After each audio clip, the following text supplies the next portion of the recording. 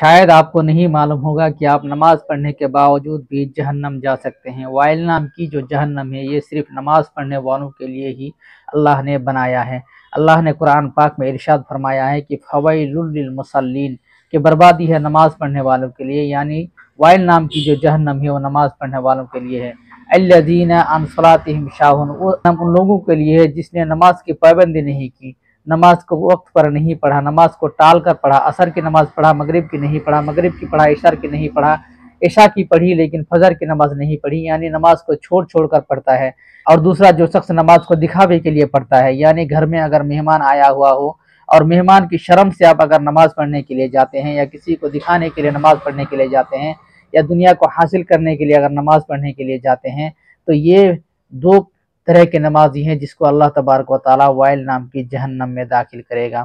تو اگر آپ نماز نہیں پڑھتے ہیں تو آج سے ہی نماز پڑھنا شروع کریں، اور اگر آپ نماز پڑھتے ہیں تو کسی کو دکھانے کے لیے، کسی کو خوش کرنے کے لیے نماز نہ پڑھیں، کیونکہ اگر نماز پڑھنے کے بعد بھی اگر جہنم میں آپ کو جانا پڑے تو پھر نماز پڑھنے کا کیا فائدہ۔ تو آپ اپنے دل سے یہ مٹا دیں کہ میں کسی کو خوش کرنے کے لیے نماز پڑھ رہا ہوں یا کسی کو دکھانے کے لیے نماز پڑھ رہا ہوں، بلکہ آپ اللہ کو راضی کرنے کے لیے نماز پڑھ رہے ہیں۔